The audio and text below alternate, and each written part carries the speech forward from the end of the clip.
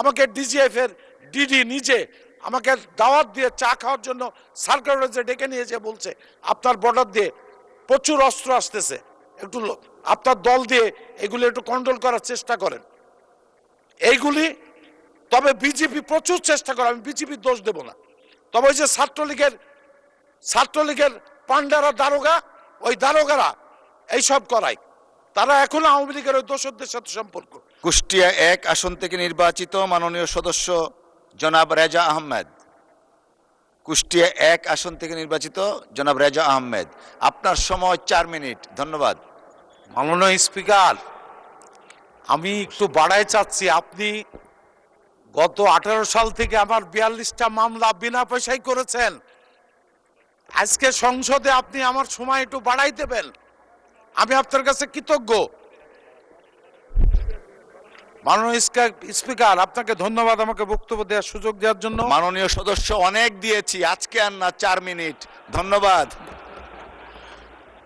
মাননীয় স্পিকার, আমি প্রথমেই শ্রদ্ধার সাথে স্মরণ করি স্বাধীনতার ঘোষক আমার দলের প্রতিষ্ঠাতা শহীদ রাষ্ট্রপতি জিয়ার। শ্রদ্ধার সাথে স্মরণ করি দেশমাতা গণতন্ত্রের প্রতীক মরহুমা বেগম খালেদা জিয়াকে। আমি শ্রদ্ধার সাথে জানাতে চাই, যিনি আমাকে নমিনেশন দিয়ে এই সংসদে কথা বলার সুযোগ করে দিয়েছেন। মাননীয় স্পিকার, আমার একটি উপজেলা নিয়ে একটি সংসদীয় আসন। আমার উপজেলায় 42 কিলোমিটার বর্ডার, ভারতের 2টা জেলার বর্ডার। আমার উপজেলার 4টা ইউনিয়ন পদ্মার ধারে অবস্থিত। তার ভিতরে 2টি ইউনিয়ন কোনো রাস্তা নাই, কোনো পাকা রাস্তা নাই। আমি মাননীয় এলজিডি মন্ত্রী মহোদয় নাই, প্রতিমন্ত্রী মহোদয় আছেন, আমি তাকে অনুরোধ করব এই 2টি ইউনিয়নে অন্তত হেরিংমোড় রাস্তা করে দেওয়ার জন্য। ওখানে কাঁচা রাস্তা ছাড়া একটি হেরিংমোড় রাস্তাও নাই 2টি ইউনিয়নে, চিলমারি এবং রামকৃষ্ণপুর এবং চিলমারি ইউনিয়নের মানুষ। এখানে আমার রাজশাহীর সাথে আমার বর্ডার, তারা কুষ্টিয়া আসে না, তারা বাজার করতে যায় রাজশাহী, শুধু রাস্তার কারণে। বন্যার সময় টোটাল 2টা ইউনিয়ন আপনার পানিতে ভাসে, হ্যাঁ, পদ্মা পার হয়ে। এবং আপনার জেলাও আমার বর্ডার, লালপুর আমার বর্ডার। মাননীয় স্পিকার, আমি মাননীয় এলজিডি প্রতিমন্ত্রীকে অনুরোধ করব, যেহেতু মন্ত্রী মহোদয় নাই, এই 2 ইউনিয়নের কুষ্টিয়ার সঙ্গে দৌলতপুরের সঙ্গে হেডকোয়ার্টারের সঙ্গে যোগাযোগ ব্যবস্থার জন্য ভাগজোতের নিচে একটি ব্রিজ এবং সুকার ঘাটের নিচে একটি ব্রিজ স্থাপন করার জন্য আমি আকুল আবেদন করব। দৌলতপুরে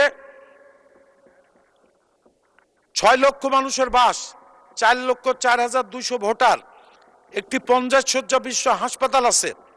হাসপাতালের অবস্থা খারাপ না, তবে এইখানে এত পরিমাণ ডেলি রুগী হয়, আপনার সেখানে এই হাসপাতালটি 100 শয্যা করার জন্য আমি মাননীয় স্বাস্থ্যমন্ত্রীকে অনুরোধ করব।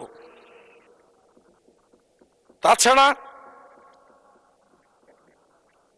আমার যে বললাম 42 কিলোমিটার বর্ডার, মুর্শিদাবাদ জেলার জলঙ্গি, নদিয়া জেলার করিমপুর, এই 2টা ইন্ডিয়ান বর্ডার।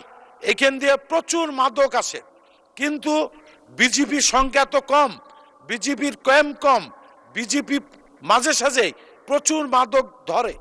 আমি মাননীয় স্বরাষ্ট্রমন্ত্রীকে অনুরোধ করব এখানে বিজেপি ক্যাম্প বাড়িয়ে দেওয়ার জন্য এবং বিজেপির সংখ্যা বাড়িয়ে দেওয়ার জন্য। কারণ সত্যি কথা যেটা, 8 কিলোর ভিতরে নাকি পুলিশ কাজ করতে পারে না, এটা পুলিশ বলে, তবে পুলিশ ইচ্ছা করলে সব পারে।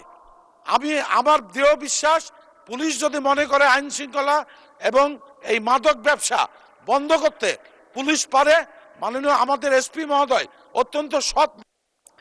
মাননীয় সদস্য আধা মিনিট ব্যয় করেছেন টাইম চাইতে, সেই আধা মিনিট আর 1 মিনিট, 1.5 মিনিট বাড়ানো হলো, 1.5 মিনিট। ধন্যবাদ। মিনিট মাননীয় স্পিকার, আগেই বলেছি আমি আপনার কাছে কৃতজ্ঞ।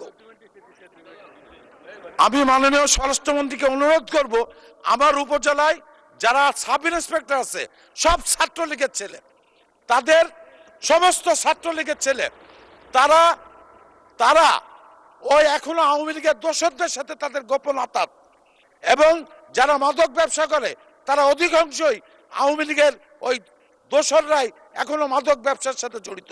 তাই এই ছাত্রলীগের সন্ত্রাসীদের অতি সত্বর আমার উপজেলা থানার থেকে প্রত্যাহার করার জন্য আমি আকুল আবেদন জানাচ্ছি মাননীয় স্বরাষ্ট্রমন্ত্রীকে। মাননীয় স্পিকার, বিশেষ করে যেহেতু বর্ডার অঞ্চল, আগেই বলেছি 42 কিলোমিটার বর্ডার, এখান থেকে অস্ত্রও আসে এবং গত নির্বাচনের আগে প্রচুর অস্ত্র এসছে এই বর্ডার দিয়ে। আমাকে ডিজিএফ এর ডিডি নিজে আমাকে দাওয়াত দিয়ে চা খাওয়ার জন্য সার্কুলারে ডেকে নিয়ে যে বলছে আপনার বর্ডার দিয়ে প্রচুর অস্ত্র আসতেছে, একটু আপনার দল দিয়ে এগুলি একটু কন্ট্রোল করার চেষ্টা করেন।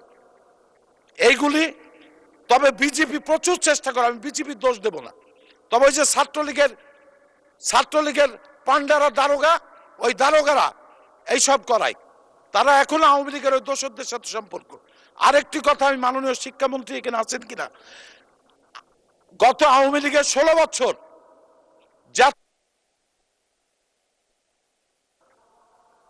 জি, নেক্সট সেশন ইনশাআল্লাহ। Thank you so much.